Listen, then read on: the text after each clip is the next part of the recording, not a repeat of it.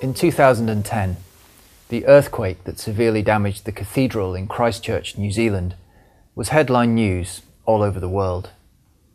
But as the media frenzy subsided, the Diocese of Christchurch was left to literally pick up the pieces.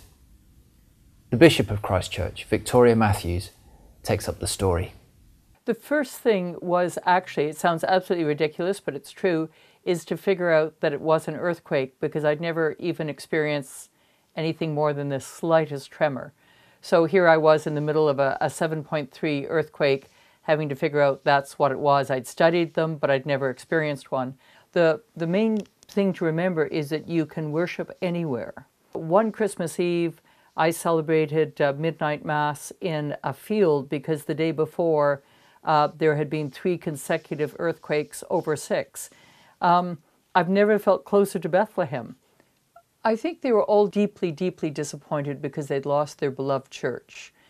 But they all realized that the privilege of worship was still theirs, and they needed to be able to pray to God, to sing hymns, and to be close to each other.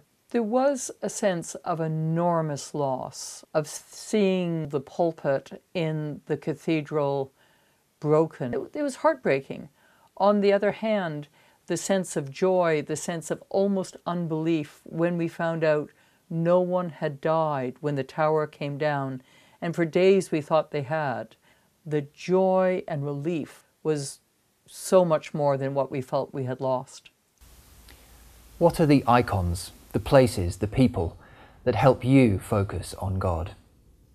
What strikes you most about how you live, and what you most value? I suppose my big passion is helping people to overcome barriers, realise their potential, whatever sort of management speak you want to put with it.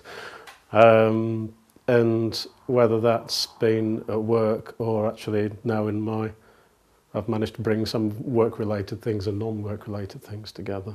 The whole of the universe is absolutely wonderful at reminding me that within and through and around everything, utterly everything, of all time and place, is the unseen being, the spirit that I know and love as God. And again, as I say, it became a way of life of just taking on board all the threats, but at the same time keeping alive one's faith in God and one's care for the community, because when you got to church, you saw a lot of other people who needed to talk as much as you did.